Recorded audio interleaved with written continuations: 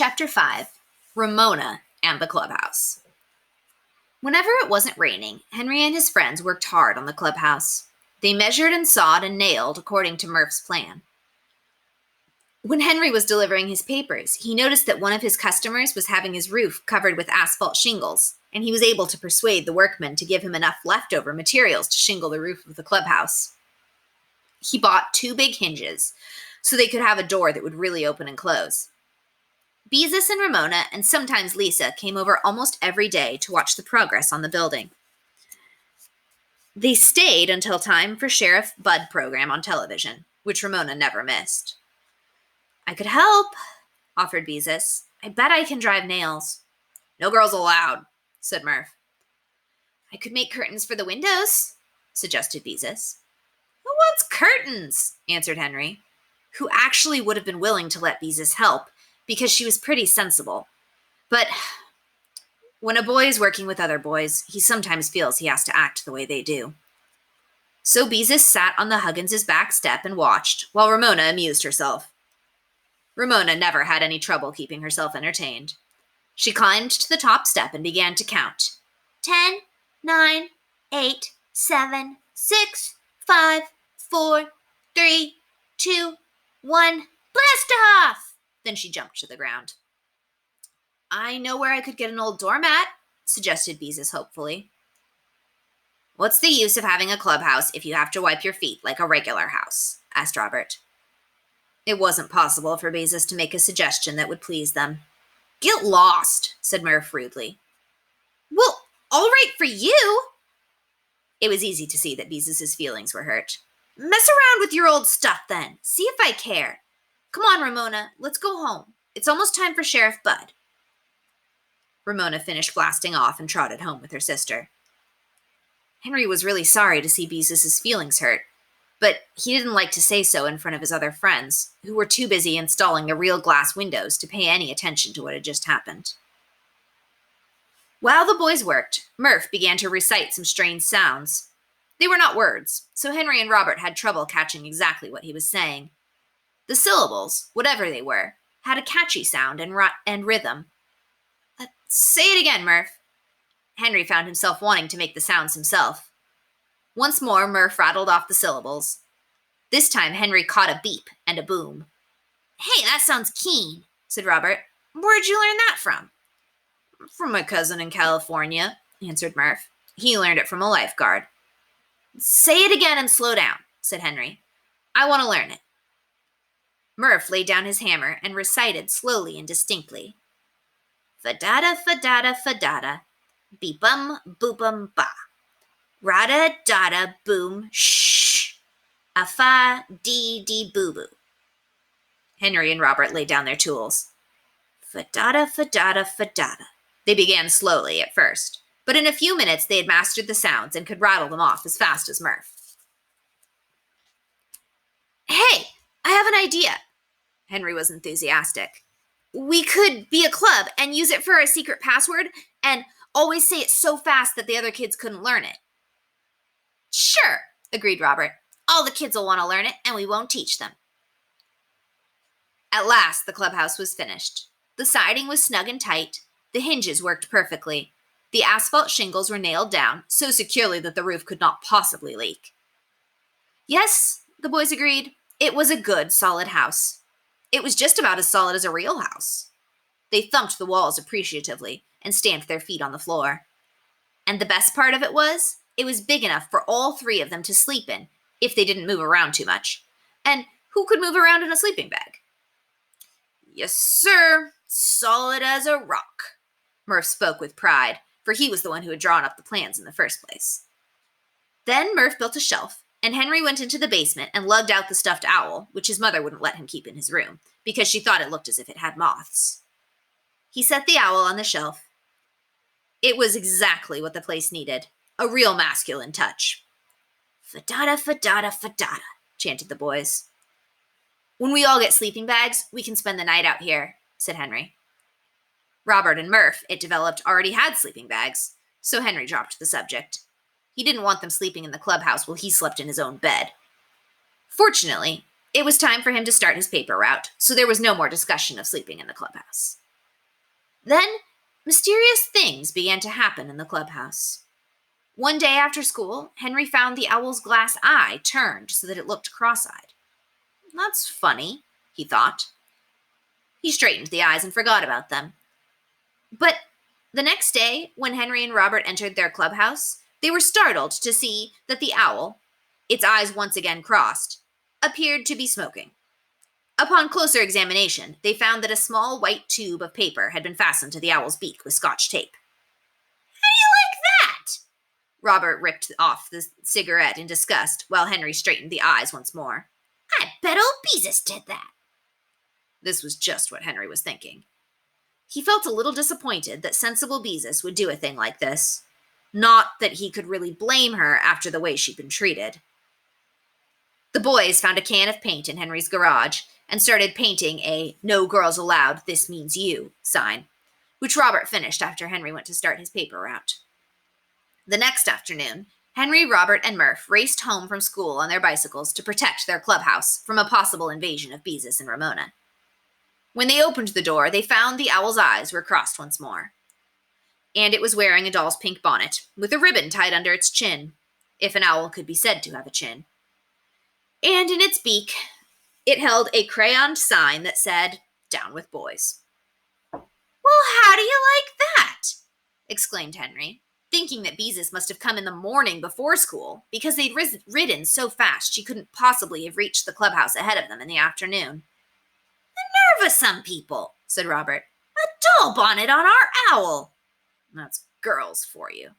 Murph tore down the sign. "A lock? That's what we need," said Henry. "A padlock," agreed Murph. "With a key," said Robert. Henry dug into his pocket for some of the money he'd earned on his route, and the three boys rode off to the hardware store to select a clasp and a padlock. When they returned, the owl was holding a sign that said, "Ha ha, you think you are so smart." Murph screwed the clasp in place because he was the fastest with tools.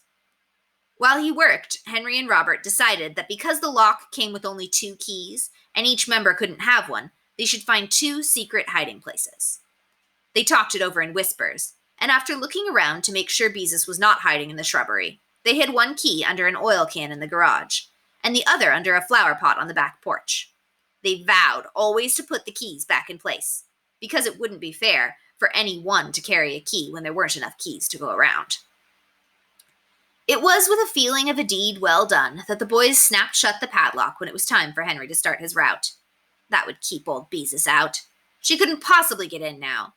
The house was solidly built, and the windows taken from the old garage were not the kind that could be opened. After that, the boys had no more trouble. The next project was to paint the house. The front and the north side were to be white, while the back and the south side were to be green. The boys didn't have enough paint of one color for the whole house, and anyway, as Murph pointed out, nobody could see all 4 sides at the same time. Henry painted a little each afternoon before starting his route, and Robert and Murph continued to work after he was gone. Beezus and Ramona sometimes walked up the driveway to see what was going on. When the boys ignored them, they went away, but they didn't always go away quietly, because Ramona was always singing some tune or other that she'd learned from television. Sometimes it was a song about shampoo, but usually it was a verse about bread that builds strong bodies in 8 different ways. "Guess we fixed her," the boys congratulated one another. "You won't catch her bothering us anymore." And when the girls were gone, they chanted their magic words. Fadada, fadada, fadada. All for one and one for all. That was Henry, Robert, and Murph. Then, one cold November afternoon, Henry came home from school to find that his mother had left a note telling him she'd gone downtown and would not be back until 6 o'clock. She also told him not to eat any pie. Henry used his finger to wipe up some juice that had oozed through the pie crust. Blackberry. Then he made himself a peanut butter sandwich, and with Ribsy trotting after him, went outside, where he removed a key from under the flower pot, unlocked the clubhouse, and carefully returned the key to its hiding place. Henry stepped inside the clubhouse and patted the owl's head. Everything was in order.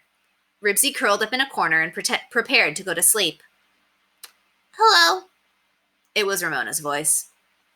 Henry turned and saw the little girl sitting on the back step. She was bundled up because the day was cold, and she too was eating a peanut butter sandwich. Hello? He said.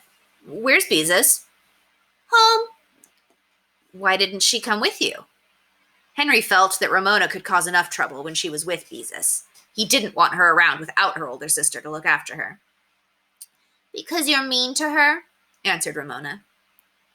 Henry felt slightly uncomfortable because there was truth in what Ramona said. But on the other hand, Beezus didn't have to mess up their clubhouse, did she? He looked at Ramona sitting on the steps chewing her peanut butter sandwich. Why don't you go home? He asked, seeing no reason for being hospitable to Ramona. I don't want to, said Ramona, and went on chewing. Well, as long as she had a sandwich to keep her busy. Henry looked around the clubhouse to see how it could be furnished. An orange crate nailed to the wall would make a good cupboard. He measured the space with his hands. Yes, an orange crate would be just the right size. Henry was aware that the clubhouse had suddenly grown darker. He turned and saw that the door must have blown shut. Just then, he heard a snap and had a terrible feeling. He tried the door. It was locked. Locked from the outside, and there was only one person who could have done it. Ramona. Henry looked out the window and saw Ramona sitting on the steps calmly licking her fingers. You let me out of here, he yelled.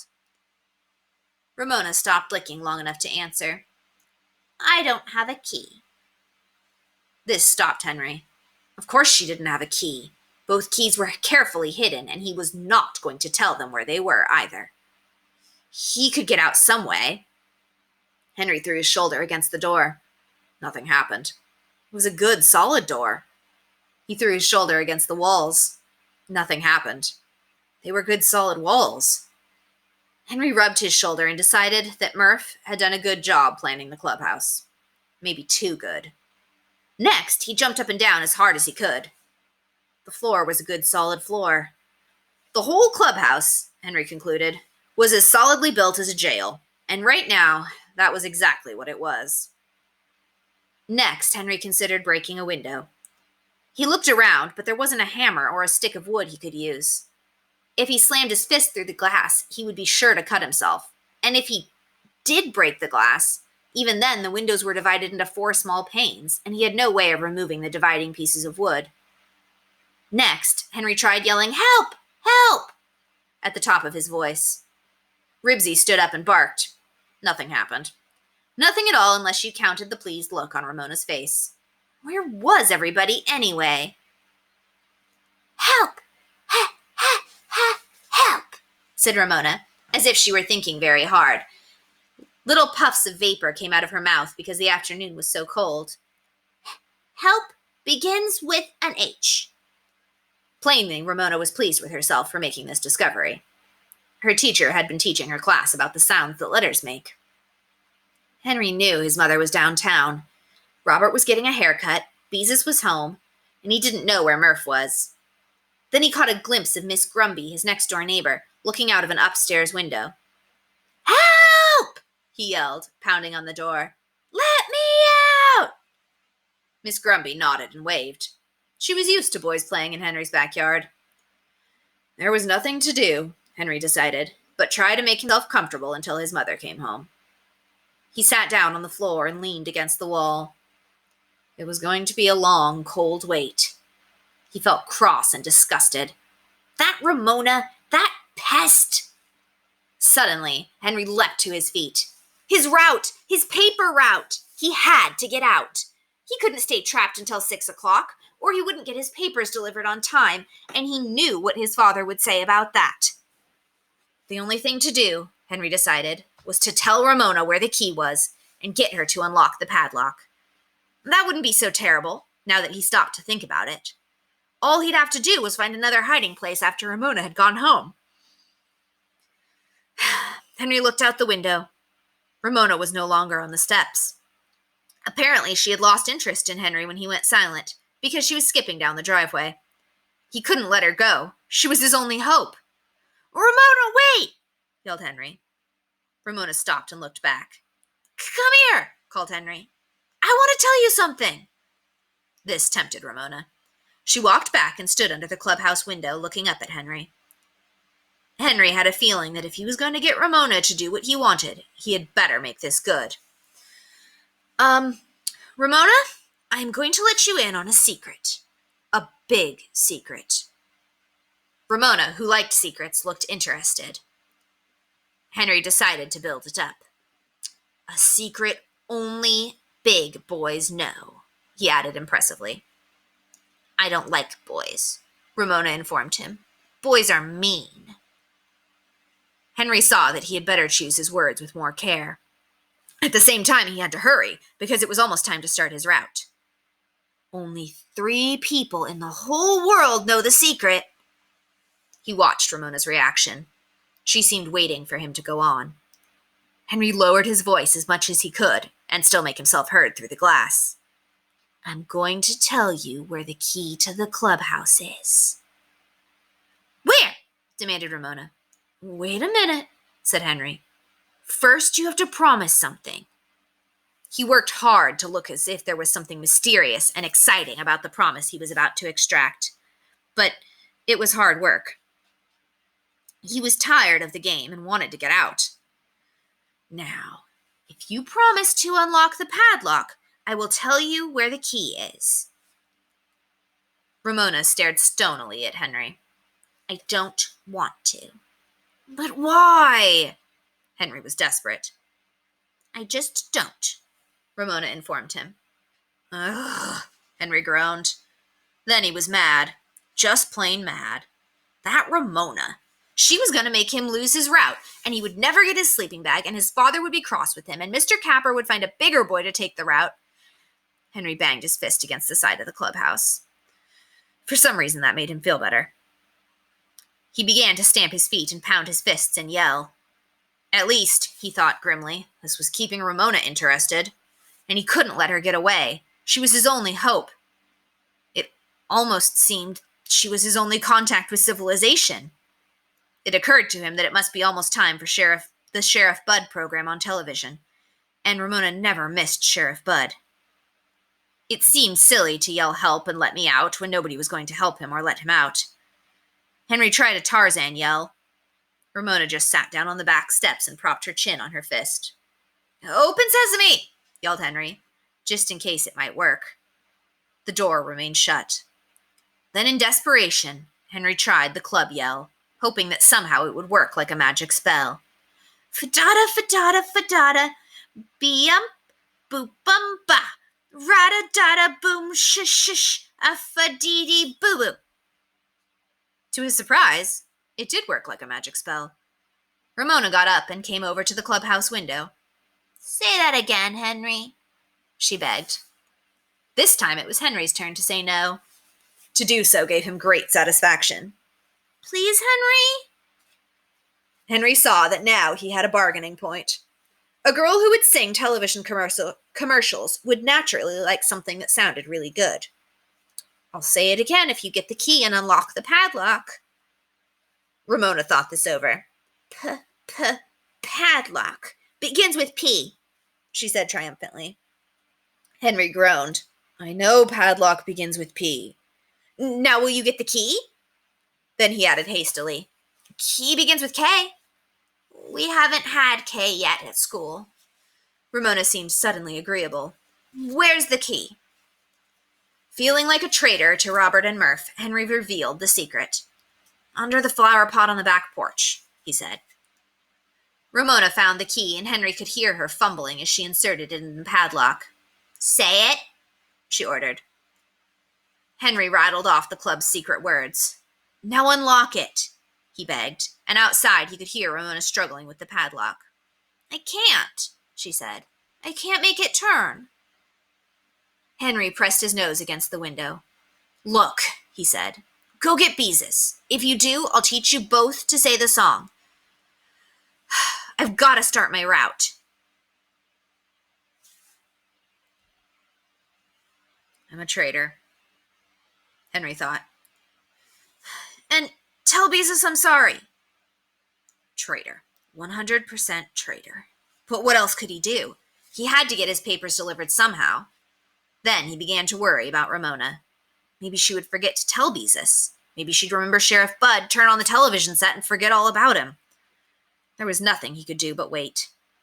At last he heard footsteps coming up the driveway. Beezus to the rescue, he hoped. Beezus was alone, and Henry guessed that Ramona had stayed home to watch television. "Hi, Beezus," he called through the window. "It's sure nice of you to come and let me out, after the way I acted." The last words Henry found difficult to speak, but he felt better once he'd said them. Beezus looked as if she had not made up her mind to let Henry out. "I didn't say I was going to let you out," she reminded him.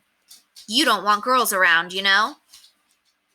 Henry had no answer for this. "Oh, come on, Beezus. I gotta start my route."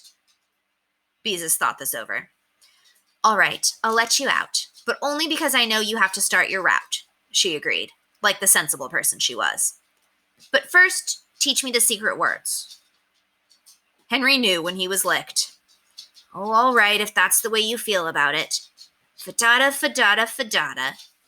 Fadada, fadada, fadada," Beezus repeated, solemnly. "Beum, boopum, ba. Beum, boopum, ba." Fortunately, Beezus learned quickly and soon mastered the secret words. And she was someone who kept her part of the bargain. She unlocked the padlock and slipped it out of the clasp.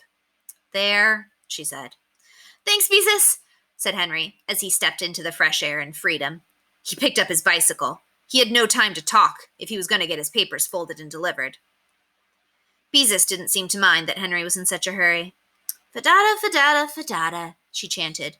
"Goodbye, Henry. I'm going to go home and teach the secret words to Ramona like I promised." Henry threw his leg over his bicycle and pedaled down the driveway. Now the secret words would be all over the neighborhood. Robert and Murph would not like it, but Henry hoped that since they knew Ramona, they would understand and not mind too awfully much. That Ramona, thought Henry, always causing him trouble on his route. He would have to do something about her, but what anyone could do about Ramona he didn't know. All he knew was that if he was going to keep his paper route and his clubhouse, he had better do something, and do it soon.